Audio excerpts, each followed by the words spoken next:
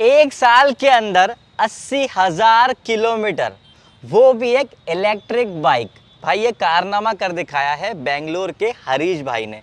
हरीश भाई, स्वागत है आपका चैनल के अंदर। Thank you. भाई मेरे माइंड में बहुत सारे सवाल हैं Okay. और मैं आपसे दावे के साथ कह सकता हूँ कि व्यूअर्स के माइंड में इससे ज़्यादा सवाल होंगे। ओके, सबसे पहला मेरे चीज़ है, हम थोड़ी गणित की बात कर लेते हैं। कि आपने ये गाड़ी ली कितने की थी? ये बाइक 2 मॉडल्स आता है, ठीक एक है। Original and one Recon. ठीक है। ओरिजिनल इज 3 लाख का है, रेकॉन 4 लाख का है। ये रेकॉन मॉडल है। Only difference is original is 200 range देता है पर चार्ज, ये 300 रेंज देता है। ओके, एक फुल चार्ज में। फुल चार्ज में। हाँ। ये 4 लाख का है with all accessories and all. It went 4 lakh के ऊपर गया मुझे, Okay. क्यों 6 लाख के ऊपर गया, क्योंकि I have the panniers, aero wheel disc को सभी फुल्ली लोडेड लिया। ठीक है, मतलब अगर मैं बाइक की कॉस्ट मानूं तो 4 लाख 4 लाख के आसपास, 4.5 के अंदर हो जाता है। 4.5 के अंदर जो एक्चुअल बाइक है वो आ जाती है। हाँ, Recon ओके, और जैसे आपने 80,000 किलोमीटर चलाया है, तो इसमें कितना कितना सर्विस पे पैसा खर्च किया होगा?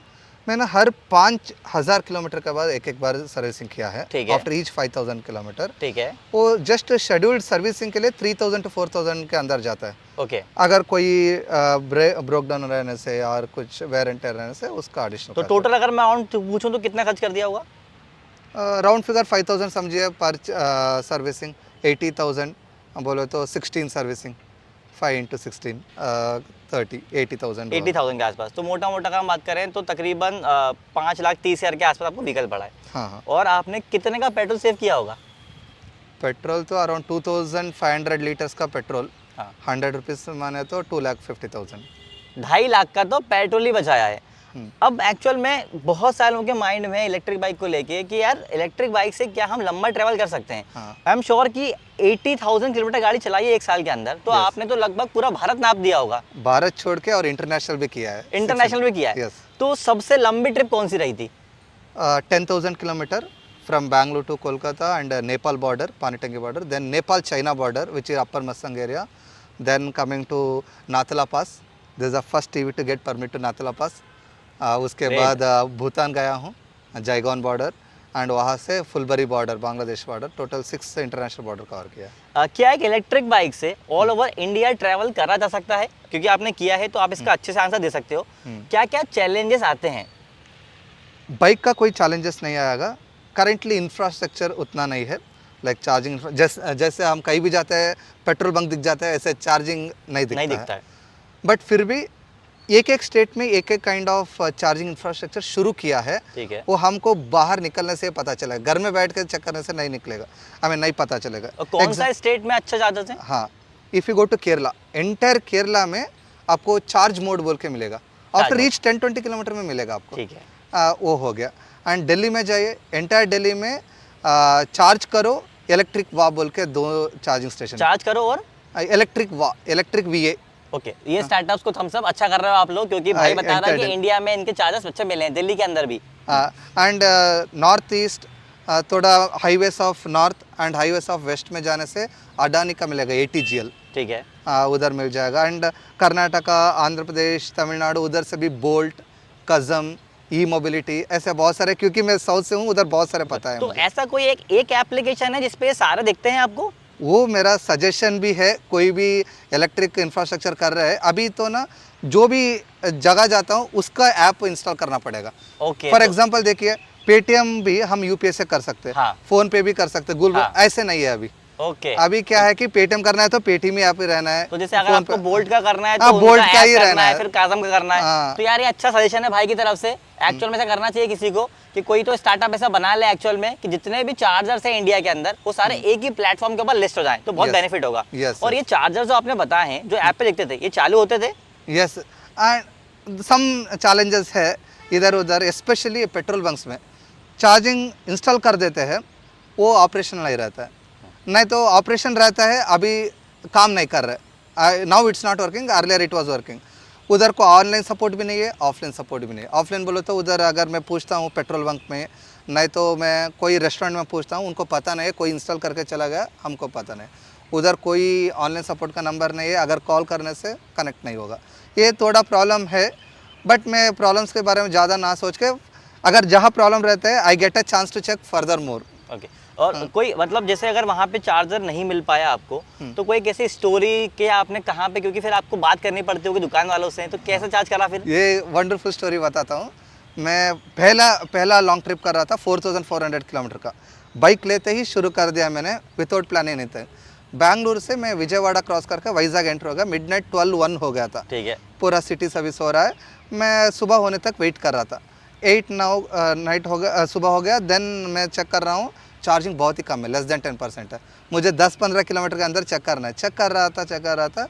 मेरे पास always I carry boost charger, portable charger.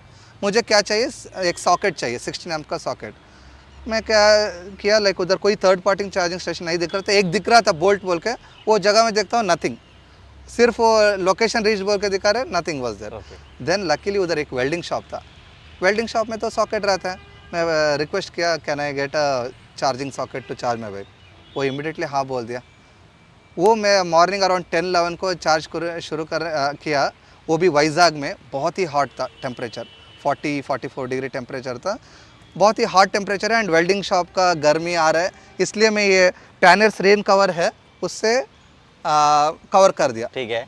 With in some time वो चार्जिंग स्टॉप हो गया। ठीक है। मैं सपोर्ट को कॉल किया, अल्ट्रावायलेट सपोर्ट को कॉल किया। उनको बोला कि चार्जिंग स्टॉप हो गया, पता नहीं क्यों। मैं हूँ वाइजाग में, सपोर्ट है बैंगलोर में, 1000 किलोमीटर का डिफरेंस। वो लोग रिमोट एक्सेस लिया, जैसे आप आईटी में रहने से जैसे कंप्यूटर का रिमोट एक्सेस लेते हैं आईटी टीम, वैसे मेरा बाइक को रिमोट एक्सेस करके वो लोग चेक किया, वो ओवर हीट हो गया क्योंकि आपने उसको कवर कर दिया। कि क्लाइमेट कितना भी हॉट रहे, कोल्ड रहे और रेनी रहे, कुछ नहीं होगा चार्जर को, बैटरी को। आप वो उसको निकाल दीजिए। वो निकाल के साइड में रखने के बाद थोड़ी देर के बाद अगेन शुरू। ये सभी इट वेंट ओवर 20-23 आवर्स हो गया। पिछला नाइट मिडनाइट आने से नेक्स्ट नाइट अराउंड 9-10 तक हुआ। But at least I had some problem, there is a solution for it. Okay. So देखिए यहाँ पे उन्होंने अच्छी से बताई है, क्योंकि ईवी के अंदर एक सिम लगी होती है जिसमें इंटरनेट का एक्सेस होता है, तो ईजी हो जाता है ब्रांड्स के लिए आपका डेटा लेना। और देखिए इस स्टेज पर उनको बहुत काम आया, क्योंकि अगर एक नॉर्मल व्हीकल होता तो वो समझ ही नहीं पाते कि व्हीकल में दिक्कत क्या है, पर यहाँ पे उन्होंने एग्जैक्टली पता लगा लिया कि व्हीकल में क्या दिक्कत है, उन्हें कॉल पे ही सॉल्यूशन भी बता दिया। तो भाई ईवी में एक बहुत बड़ा बेनिफिट है। वैसे नॉर्मल इसको चार्ज करने में कितना टाइम लगता है? ओके, पावर सप्लाई सभी ठीक है, ठीक है। कोई फ्लक्चुएशन नहीं है, लो पावर नहीं है। वो घर पे नॉर्मल 5 एम्पियर सॉकेट, हाँ, 16 एम्प सॉकेट ओके। प्रॉपर है। 3 मिनट में 1% होगा, 30 मिनट में हाफ एन आवर में 10% होगा।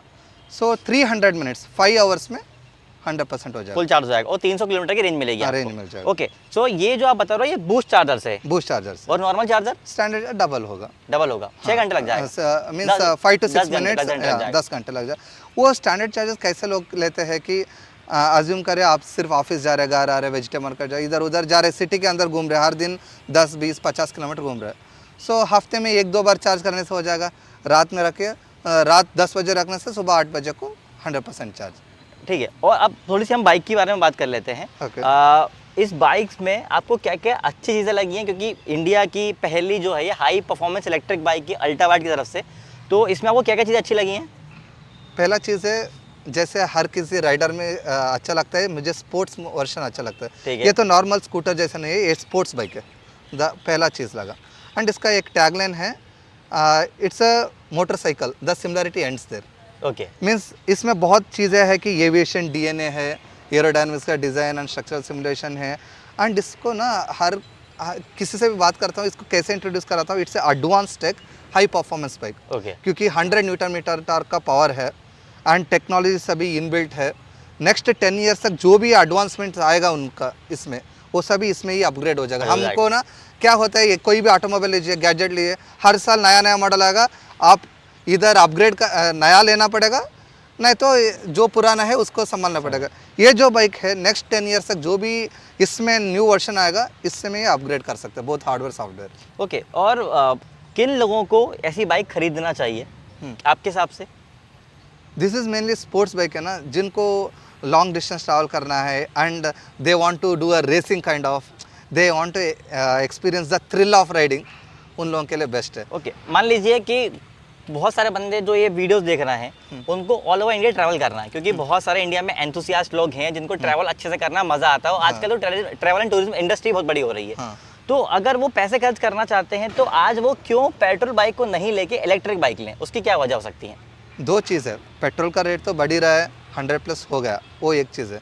सेकंड चीज़ ना, so we have to accept the fact is electric is the future. एक दिन आएगा वो दिन पेट्रोल नहीं रहेगा, कब पता नहीं है कि after few years few decades वो तो पेट्रोल नहीं रहेगा। So now we are at a transition phase, इसीलिए बहुत सारे each and every automobile industry में एक 1 or 2 वेरिएंट आ रहे हैं इलेक्ट्रिक का, वो ये ट्रांजिशन फेज में है। I am very happy that I have chosen one of the best EV in the available market, that is one thing है। So electric is the future. Second चीज़ है कि it's a sustainable mobility as well. Not only petrol आगे नहीं रहेगा, जो भी petrol से आपको एमिशन आएगा, CO2 फुटप्रिंट रहेगा, वो सभी नहीं रहेगा। फॉर एग्जांपल मैं तो हूँ, मैं साइकिलिस्ट था, इससे पहले मैं अराउंड 25,000 किलोमीटर साइकिलिंग किया है। Cycle 25,000 within 500 days, and मेरा maximum distance within 1 day रहेगा 352 किलोमीटर। 350 किलोमीटर एक दिन में cycle. And it's not a normal bicycle, it's a fattest Indian bicycle, Merlin Thor बोल के। ओके। सो वो बाइसिकल में 352 किया है, 321 किया है, 300 के ऊपर बहुत बार किया। So there I was more promoting a sustainable mobility where fuel consumption वो सभी नहीं रहेगा। And I become a certified bicycle trainer in Bangalore through Karnataka state government से। सो ये सभी कर करके क्या हुआ कि when I am promoting so much of sustainable mobility, why another petrol bike, and I don't want normal scooter kind of. So that is where I have chosen. सो आपका question के लिए coming back to answer, one is ये sustainable mobility है, दूसरा चीज़ it's not a normal motorcycle, it's advanced tech, high performance, and it's a sporty bike, not a normal scooter kind of. आपने लगभग 1 साल के अंदर, 1 साल 2 महीने के अंदर 80,000 किलोमीटर चलाया है। आपका पर मंथ का अगर मैं किलोमीटर बोलूँ तो लगभग 6,500-7,000 किलोमीटर के आसपास आता है, जबकि नॉर्मल इंडिया में एक बंदा 1 मंथ के अंदर 1,000 किलोमीटर गाड़ी चलाता है। तो इस हिसाब से आपने कहाँ कहाँ गाड़ी चलाई है एक्चुअल में, क्योंकि जो आपने जितना चलाया है जितने कम टाइम में, वो बहुत बड़ी चीज़ है, नॉर्मल बिल्कुल नहीं है वो। एंड ये भी without disturbing my office work. मैं वर्किंग अच्छा, एम्प्लॉय working हूँ। हो? या I am working Full time creator नहीं हो, full time नहीं नो घूमते नो हो नो, आप? First priority is office work, second priority family, third priority आता है ये। पर मतलब अगर मैं वीडियो देखूं तो लोगों को यही लग रहा होगा कि ये गाड़ी पूरे इसको टाइम चलती गाड़ी है, चलाने जो क्या मतलब कुछ ये काम गाड़ी है। रुकती ही नहीं होगी कभी, फिर आप कैसे मैनेज करते हो? हाँ, मेरा पहला ऑफिस का ही है, दूसरा फैमिली है, थर्ड इज बाइकिंग। बाइकिंग क्या करता हूँ कि मैं, हर किसी का ट्रैवल का ज़रूरत पड़ता ही है, मैं कहीं भी ट्रैवल करना है। अभी नहीं, पहले से मेरा माइंड सेट है कि मेरा travel should start from my parking, मेरा अपार्टमेंट का parking, destination should be wherever I am going. अभी ये डेस्टिनेशन है, इधर तक आना है, मुझे कोई बस बुक करो, ट्रेन बुक करो, फ्लाइट बुक करो, दैट्स मेरा माइंड सेट वो नहीं है कि वैसे kind of travel. So for example आपको 2 व्हीलर पे ही जाना है, टू व्हीलर से मेरा क्या है कि मैं कार में बहुत कुछ किया है, ठीक है, कार में भी लॉन्ग डिस्टेंस बहुत कुछ किया है। नहीं तो I am outdoor person, I enjoy my car driving, bike riding, bicycle pedalling, and even walking as well. अब सबसे एक ज़रूरी सवाल पूछ लेता हूँ जो इन सबके माइंड में आ रहा होगा, क्या ये इलेक्ट्रिक बाइक से आप लद्दाख जा चुके हैं?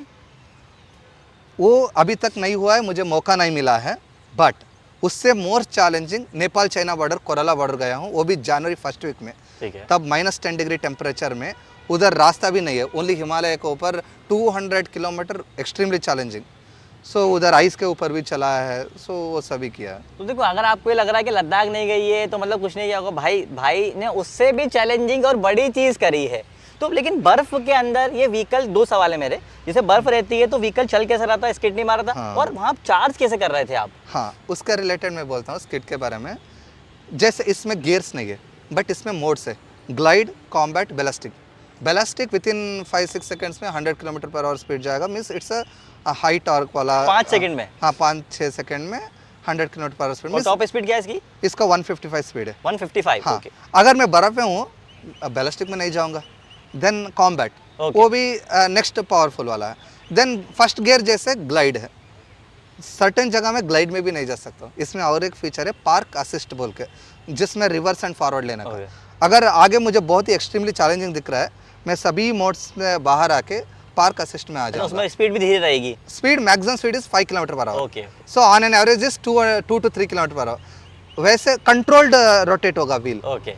हम ज़्यादा एक्सीलरेट देने से भी कंट्रोल में रोटेट होगा। 5 की स्पीड से ऊपर जाएगी ही नहीं। हाँ, इसीलिए मैं somehow I will come out of that challenging terrain. वहाँ से बाहर आने के बाद again I will come to glide, combat, ballistic, depending on the terrain. मैं ऐसे चलाया। उधर अपर मस्तंग एरिया को डेजर्ट ऑफ नेपाल बोलते हैं। ठीक है, पूरा माउंटेन है, ट्रीज नहीं है। ओके सडनली आपको हाई स्पीड विंड आ जाता है, उसमें विथ डस्टी वाला विंड आ जाता है। दैट टाइम में ना लूज सॉइल भी रहता है नीचे, कंट्रोल ना मिलने से हम पूरा डीप वैली में गिर जाएंगे। दैट टाइम रिस्की भी हिल, है मतलब वो तो। हाँ हिल होल्ड बोल के एक फीचर है, ऐसे एक फ्रंट ब्रेक को ऐसे प्रेस करते ही हिल होल्ड हो जाता ठीक है। है, बाइक हिलता नहीं है। वो पूरा विंड जाने तक थोड़ा हिल होल्ड में रख के देन आगे जाने का। सो इसमें बहुत सारे फीचर्स है, उसको यूज़ करके हम आगे जा सकते हैं चैलेंजिंग टेरेन में भी। और चार्ज कैसे करा आपने बहुत ठंड में इसको? हाँ, इसका जाने से पहले मुझे बात हुआ था यूवी टीम से, ठीक है। मैं -10 डिग्री जा रहा हूँ ना, उनका सेटिंग है 0 डिग्री से नीचे आने से चार्ज नहीं होगा ये व्हीकल? व्हीकल चार्ज नहीं होगा। ठीक है। -20 का नीचे आने से चलेगा ही नहीं। ठीक है। मैं -20 तक गया नहीं हूँ, -10 इज द लोएस्ट में। ये बात उन्होंने आपसे पहले से कर आपने पहले से उनको जब पता ब्रांड ने चला, बीच में बात करी होगी कि एक्चुअल में क्या किस एक्सट्रीम कंडीशन तक व्हीकल जा सकता है। हाँ मैं काठमांडू में था, उधर 5-6 डिग्री रहता था। ठीक है। काठमांडू से मैं जब मुक्तिनाथ लोमंतंग जा रहा था, उधर उनको पता चला -10 डिग्री, बोला कि -20 तक चला सकते हो, कोई प्रॉब्लम नहीं। वो सिर्फ आपके लिए? हाँ हाँ नहीं किसी लेने से भी -20 तक जा सकते हैं। हाँ बट 0 से नीचे चार्ज नहीं होगा। बट ठीक है। एक जगह में मैं चार्ज किया -7 डिग्री में। ठीक है। लोमंतंग में क्या हुआ था, मीन्स हम बाहर रख के रहते हैं ओपन एरिया में, ऐसे चार्ज नहीं होगा 0 के नीचे। अगर थोड़ा अंदर लेके जाने से, एक जगह मुझे ऐसे मिला कि वो लोग डोर ओपन किया, उसके अंदर लेके जाके वो kind of garage kind of कुछ था, they had a socket there, उधर रख दिया, -7 -8 डिग्री में भी चार्ज हो रहा था।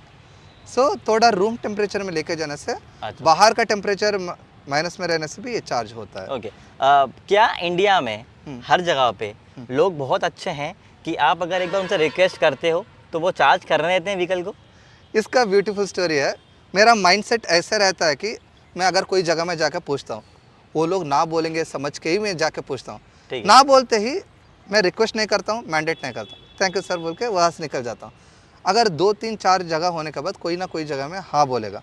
बट अभी मेरा ऐसे कनेक्शन बिल्ड हो गया है कि अभी सेम रूट में और एक बार मैं ट्रैवल करने से ना, उन लोगों को कॉल करके भी बोल सकता हूँ कि मैं ये रास्ते में आ रहा हूँ और एक बार।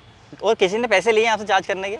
It depends, person to person difference होता है। मोस्ट ऑफ द पीपल पैसे नहीं लेते हैं, पेट्रोल बंक्स में, फूड कोर्ट में नहीं लेते हैं। फ्यू पीपल रहते हैं 100 रुपये ले सकते हैं, 200 ले सकते हैं, 500 लेते हैं, लेने से देता हूँ, नहीं लेने से। सो वैसे इट्स नॉट हर जगह में सेम नहीं है। और सबसे बड़ा जो चैलेंज मुझे लग रहा है कि ईवी से इंडिया घूमना है पूरा, वो ये कि आप जैसे मान लो 300 किलोमीटर, ये फुल चार्ज में 300 किलोमीटर चलता है, राइट? आपने पूरा चला लिया, लेकिन जब इसको फुल चार्ज दोबारा करना होगा तो आप बोल लो इसे 5 घंटे का टाइम लगेगा बूस्ट चार्जर से, नहीं तो 10 घंटे का टाइम लगेगा। अब आप मान लो आप दिन में कहीं ट्रैवल कर रहे हो और ये चार्ज खत्म हो चुका है, तो आपको 10 घंटे का पूरा इंतजार करना पड़ेगा। नो नो नो, ऐसे नहीं होगा। मैं जब हाईवे में जाता हूँ, पेट्रोल बंक्स तो ओपन रहता है 24 आवर्स। ठीक है। इवन फूड कोर्ट्स भी नाइट 12-1 तक रहता है, अर्ली मॉर्निंग भी खोल जाता है। इवन डे टाइम में होने से ना, कोई टाउन्स आता है ना, उसमें ईवी बाइक और कार शोरूम रहता है, उनके पास भी सॉकेट रहता है। ऐसे बहुत सारे जगह है जहाँ सॉकेट मिल सकता है। नेपाल में बेस्ट है, हर होटल के सामने, रेस्टोरेंट के सामने एक सॉकेट रखे रहते हैं वो लोग। तो वहाँ पे क्या ईवी बहुत ज़्यादा पॉपुलर है इसलिए रखा है उनने? उधर बहुत सारे ईवी चलता है, इसलिए हर 10-15 किलोमीटर का एक आपको चार्जिंग स्टेशन मिलेगा। उसका नाम है मारुति बोल के, MAW वृद्धि। उधर बहुत सारे हैं ईवी चार्जिंग स्टेशन। तो जब जैसे मान लीजिए कहीं पे बहुत ज़्यादा टाइम लगता था आपको, तो फिर आप कैसे टाइम निकालते? जैसे मान लीजिए कहीं पे दिन में, क्योंकि देखिए आपने बहुत ट्रैवल किया है, तो कहीं ना कहीं तो प्लानिंग थोड़ी बहुत ऊपर नीचे हो ही जाती होगी कि यार मैं सुबह में वहाँ पहुँचा हूँ और मेरी गाड़ी की बैटरी जो है कम है और मैं इसे नॉर्मल चार्जर से अगर चार्ज कर रहा हूँ तो उसमें 8 से 10 घंटे लग रहे हैं, तो वो टाइम कैसे काटते थे? हाँ, ये ना प्लानिंग जो बोला ना, मैं प्लानिंग नहीं करता हूँ। Dynamic planning. फॉर एग्जांपल मैं एक जगह में रखा है, उधर फूड कोर्ट है, फूड कोर्ट में जाकर बैठता हूँ, खाता हूँ एंड लैपटॉप ओपन करके कुछ काम करते रहता हूँ। आज दैट में सराउंडिंग बहुत अच्छा वाला जगह है, मैं उधर सभी रख के चार्जिंग रख के थोड़ा वॉक अराउंड कर लेता हूँ। मैं 4-5 घंटे भी वॉक कर सकता हूँ। मुझे नॉट अभी से नहीं, मैं पहले से ऐसे हूँ। लॉन्ग डिस्टेंस राइड कर सकता हूँ, long distance pedal and driving and even walking भी मैं 5 आवर्स 10 आवर्स कंटिन्यूसली वॉक कर सकता हूँ। सो वॉक करता हूँ। अज्यूम दैट कोई जगह में बैठा हूँ, उधर वो लोग they are interested with my bike और मेरा जर्नी के बारे में जाना है, तो उनके साथ बैठ कर बात करते हैं। सो ये सभी ना depends on where I am charging. मैं पहले प्लान नहीं करता हूँ कि उधर जाके मैं बैठ के काम करूँ। क्या पता उधर बैठने के लिए जगह नहीं जगह रहता नहीं, ओके सो पहले ही प्लान नहीं करता हूँ depending on the place where I am charging I plan dynamical okay. कोई जो वीडियो देख रहा है ये इलेक्ट्रिक बाइक से इंडिया ट्रैवल करना चाहता है, पर उसके पास मान लीजिए उतनी वही हाई परफॉर्मेंस इलेक्ट्रिक बाइक नहीं है, कोई एक डिसेंट एंट्री सेगमेंट की बाइक ले रहा है, आप उसे क्या टिप देना चाहेंगे? आप ना मेरा पर्सनल ओपिनियन है कि आप ना स्टेप आउट करना है first you have to go out then only will get options what all options you can figure it out for example मैं जब चार्ज मोड बोला था एंटायर केरला में मैं जब बैंगलोर छोड़ने टाइम में पता नहीं था उधर जब चलाते चलाते पता चला कि उधर चार्ज मोड बहुत है जब मैं नेपाल साइड जा रहा था कोलकाता से उधर ATGL बोल के सो हम जब एंड अभी भी मुझे जितना पता है दैट इज़ नॉट 100% नहीं है may be 10-20% of charging station मुझे पता है ये भी पता चला मैं घर में बैठ के चेक करने से नहीं ओके, अभी उतना एडवांस नहीं है कि चार्जिंग इंफ्रा सभी एक जगह में मिल जाए इसीलिए आपके पास लोअर एंड बाइक है हायर एंड है और which ever EV you have which ever vehicle you have ज़्यादा प्लानिंग के ऊपर टाइम स्पेंड मत कीजिए बाहर निकले बस। बाहर निकले जब मैं नेपाल बॉर्डर में गया था मुझे पता नहीं है कि what is the permit needed उधर जाके फिगर आउट किया जब भूटान बॉर्डर गया था मुझे पता नहीं कि what kind of permit needed even Gangtok जब गया था नाथुला पास के लिए मुझे पता ही नहीं था कि उधर परमिट चाहिए जाने से भी वो लोग इलेक्ट्रिक व्हीकल को अलाउ नहीं करता पता नहीं था मुझे और जो आपने व्हीकल इतना लंबा चलाया है तो इसमें कभी कुछ इशू आया?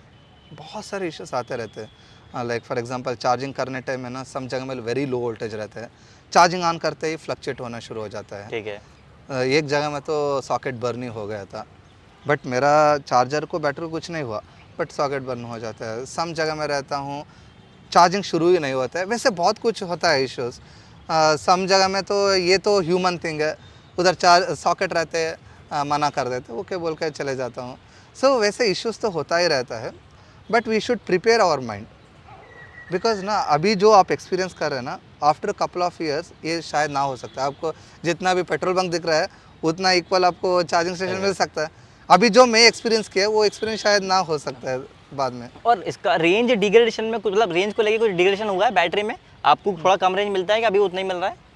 नो रेंज ना it depends on terrain where you are riding ठीक, अगर मैं हिमालय में राइड कर रहा हूँ मैं बहुत ही अपवर्ड टेरेन राइड कर रहा हूँ आप इधर देखिए थोड़ा आपको इधर दिख रहा है WH पर किलोमीटर WH पर किलोमीटर बोले तो watt hours per kilometre okay इधर हम चलाने टाइम में इधर दिखता है speed kilometre per hour okay, हमारा कंसंट्रेशन किलोमीटर पर आवर नहीं रहना है वैट आवर्स पर किलोमीटर रहना है और ये हायर द बेटर है?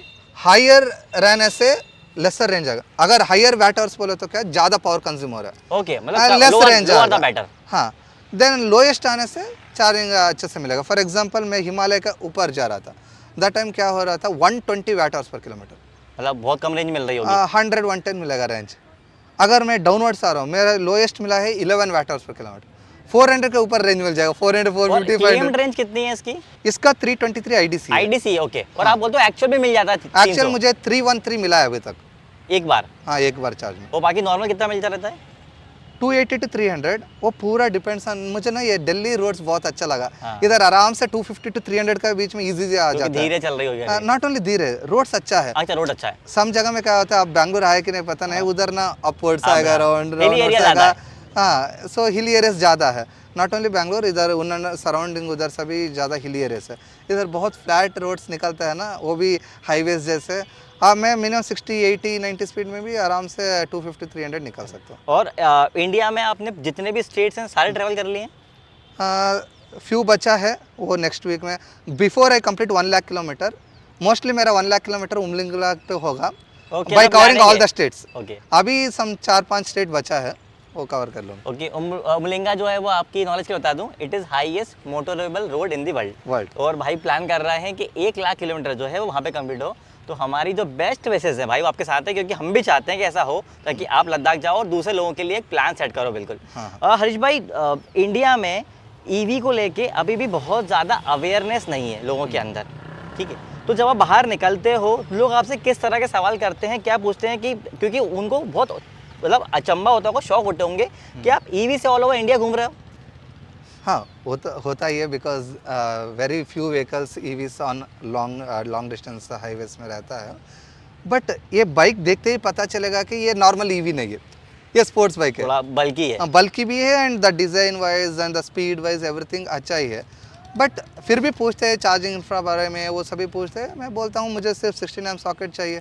जहाँ पूछते हैं देखिए उधर एक 16 एम सॉकेट है, वो देने से मेरा चार्ज हो जाता है। कोई होटल के सामने रहता है, रेस्टोरेंट के सामने, मैं जो भी होटल रूम में रुकता हूँ उनका पार्किंग में ना, पहले आप ईवी चार्जिंग पूछो ना बोलेंगे, बट मैं पहले पूछता हूँ can I see your parking.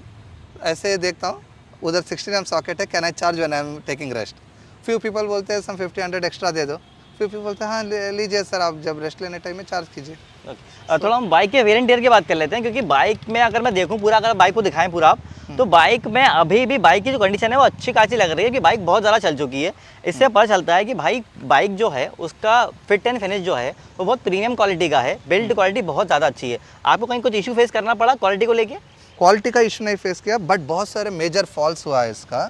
जब फॉल होता है ना, ये जो रहता है this are called crash cords. Okay, ये बेंड हो जाता है, बॉडी को कुछ नहीं होता है। ठीक है, ये तो बहुत मेजर फॉल हुआ था इसलिए थोड़ा स्क्रैच गिरा है। ओके, नहीं तो वो भी हिमालयन पत्थर के ऊपर हुआ था, स्क्रैच हुआ। नहीं तो ना बहुत सारे फॉल्स में एक भी उतना मेजर स्क्रैच नहीं दिखेगा आपको। ये बेंड हो जाता है, इसको वेरी मिनिमल अमाउंट में रिप्लेस कर सकते हैं। एंड ये जो लीवर गार्ड है ये ब्रेक हो जाता है, इसका अभी उतना मेजर इम्पैक्ट नहीं होता है। सो फॉल होने से भी they design in such a way that body को उतना ज़्यादा इम्पैक्ट ना हो। और इसमें ड्यूल चैनल ABS है। Yes yes, dual channel ABS, जो एक बहुत बड़ा सेफ्टी फीचर है actually. Yes yes. So Harish भाई, आपकी 80,000 किलोमीटर की जर्नी में आपने इंडिया का हर एक गांव, हर एक शहर अच्छे देखा होगा, हर तरह के मौसम में राइड करी होगी। कहीं बहुत तेज बारिश होगी, कहीं बहुत तेज ठंड होगी, कहीं बहुत तेज गर्मी होगी, कहीं बिल्कुल खराब सड़कें होंगी। उसका एक्सपीरियंस कैसा है? एक बार बोलता हूँ, दिसंबर 22 से लेकर दिसंबर 25 साइक्लोन था entire east coast of India में। विजयवाड़ा से लेके कारकपुर तक 3 दिन डे एंड रेन हो ही रहा था। I did not stop anywhere, I stopped only for charging. बारिश के लिए कहीं रोका नहीं है, दैट इज़ वन। कहीं पानी भरा था, आपने व्हीकल निकाला? हाँ, even half of the bike was डूब गया था हाईवे में जाने टाइम में, फिर भी मैं ऐसे ही चलाते गया, कोई दिक्कत नहीं आई? कोई दिक्कत नहीं आया। एंड ये रेन का हुआ। अगर कोल्डेस्ट टेम्परेचर -10 डिग्री में भी, जब नेपाल चाइना बॉर्डर में था उधर ऐसे ही चलाया मैंने, -10 डिग्री टेम्परेचर। हॉट सन, जब भी हम कोस्टल में जाते हैं अप टू 44-46 डिग्री आने से भी मैं ऐसे ही चला। So no climatic condition should stop me riding, irrespective of the terrain and climatic condition, I'll be riding. अगर सड़कें खराब है, बिल्कुल कंडीशन अच्छी नहीं है, तो उस केस में गाड़ी ने कैसा परफॉर्म किया? अब मैं क्या करता हूँ कि मैं कॉमन कंपोज राइडर हूँ, I don't show my skills there. मैं थोड़ा स्लो डाउन करके how to come out of that challenging terrain, वैसे सोच के थोड़ा आगे जाने के बाद अगेन नॉर्मली चलाना शुरू करता हूँ बस। सो हरीश भाई, एंड में आप कुछ नोट देना चाहोगे व्यूअर्स को, ईवी को लेके, जर्नी को लेके? कुछ भी आपका एक्सपीरियंस जो किसी के लिए क्लास हो सकता है, जो बंदा ईवी से बाहर निकलना चाहता है या फिर पेट्रोल बाइक लेके घर से बाहर निकलना चाहता है, घूमना चाहता है, उसके लिए क्या मैसेज है? आप जस्ट ना अपना जो भी शोरूम वाला सपोर्ट टीम रहेगा उनको बता दीजिए, एनी ईवी का रिमोट एक्सेस रहता है। सो आप जब राइड शुरू करेंगे ज़्यादा प्लान मत कीजिए, मिनिमल प्लान रखिए। ऑन द वे आप फिगर आउट एक्सप्लोर करते जाइए, that can be charging infrastructure और रूट्स एवरीथिंग कीजिए। अगर बीच में कोई प्रॉब्लम आ जाए आप जस्ट अपना सपोर्ट को कॉल कीजिए, वो लोग रिमोट एक्सेस करके फिक्स कर देंगे। मेजर फॉल्स हो सभी होने से ना हार्डवेयर इशू से आप चला सकते हो, बट सॉफ्टवेयर इशू के लिए सपोर्ट टीम रहेगा आपको सपोर्ट करने के लिए। सो जस्ट आप बाहर निकलिए, आपको ऑप्शंस दिखेगा बस। ओके, सो एट लास्ट भाई हम सल्यूट करते हैं हरीश भाई को, ये बाइक को, क्योंकि भाई इसने भी बहुत सारी जगहों से चैलेंजेस झेले हैं, फिर भी ये बंद नहीं हुई, चलती गई। और मेरी बेस्ट विशेष और दिल टूटा बाइकर पूरे टीम की तरफ से, पूरे सब्सक्राइबर्स की तरफ से आपको बेस्ट विशेष हैं कि आप जल्द ही उमलिंगा पे इसको ले जाओ और हम उसकी फ़ोटो जो है हम दिखाएं, उसकी फ़ोटो लोगों को। Sure, thank you so much.